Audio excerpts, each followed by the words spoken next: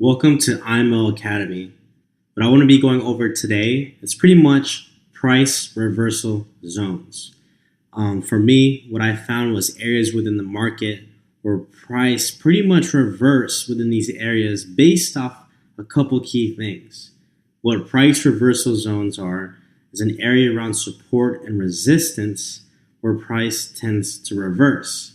So obviously you guys have already went through the support and resistance video, but adding on to that, I want to give you guys a visual reference, a visual tool to be able to help you guys when it comes to seeing what really is going on within the markets so we can understand market structure.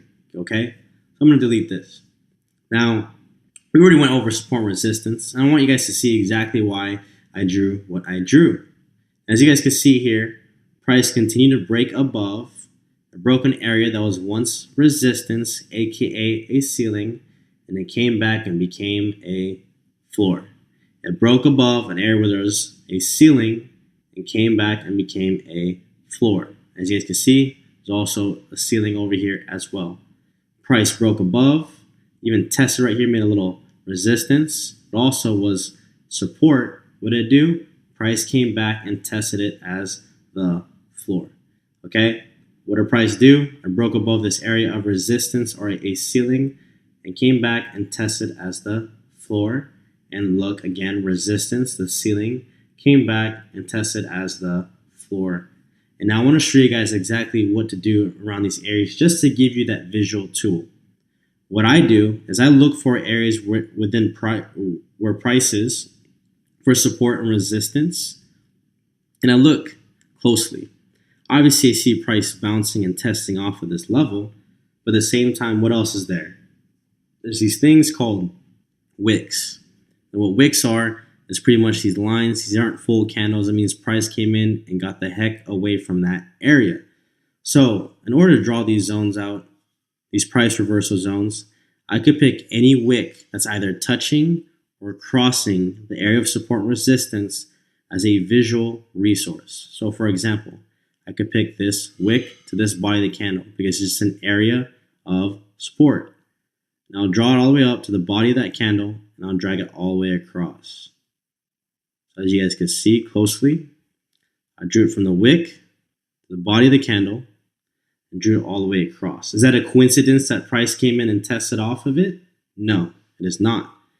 Again, look, an area of resistance. Like before, resistance. As you guys can see, there's wicks here, a wick here, and a wick here. I could pick the one all the way over here and go from that wick to the body of that candle and drag it all the way across. You could be able to see where price literally bounced off of it. We'll keep continuing. Watch. Price breaks above. There's a little area of resistance, but also support here. All right. I look closely. I'm able to see wicks here. I see wicks here and a wick here. Where's price touching support and resistance? Right here. I go wick to the body of that candle, and then go all the way across. And as you guys can see, price literally tapped off of that area and reversed. I continue along over here, area of resistance, also area of support. Look to my left, see wicks here, a wick here, even a wick here. I could pick this random one right here, wick to the body of the candle, go all the way across. Right? Let's continue to move all the way across and drag it so you guys can see. And then last but not least, this one up here, same thing, wicks, wicks, wicks. I could even just take this wick right here, the body of the candle, and go all the way across. And you're able to see how price dipped into that little price reversal zone and reverse. Now, we utilize these price reversal zones just for a visual reference, but look closely, guys. You can see how price reversed in every single one of these price reversal zones because you're waiting for price to test it. You're using the support and resistance lines to draw these zones up so you can have a visual for where you can enter the trade setups. These are pretty much the price reversal zones.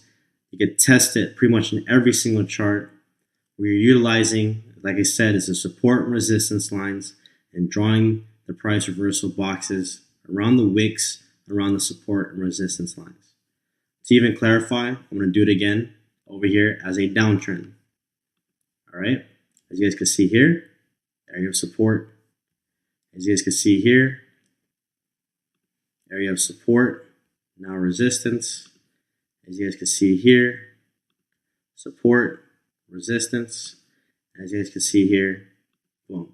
So we'll keep it simple. So as you guys can see, price broke an area that was once support and came up to test as resistance. I can literally draw this out from any wick along this area, and you can see how price literally tried to go into this area and it didn't stay in there. I can pick this wick to the body of this candle. You will see how price broke below, tested, even made this big wick right here as well. Look how accurate this is, right? You see area of support, go from this wick to the body of the candle all the way across. You're able to see how price broke it, pretty much just tapped off of it before it dropped. And last but not least, you look within this area. If you don't see wicks, you see big wick here, but you want to look in the past. Look at all the wicks over here. You drop from this wick to the body of that candle and shoot this all the way across. And I'm able to see areas where price reversed.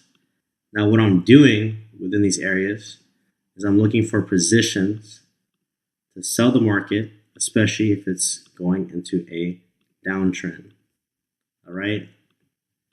This is pretty much how to utilize support and resistance levels and to draw the price reversal zones. I appreciate you guys for watching this. I will tailor this all together so you guys will understand that support and resistance and price reversal zones are just 2 out of the 4 confirmations needed to enter a trade setup. See you guys in the next video.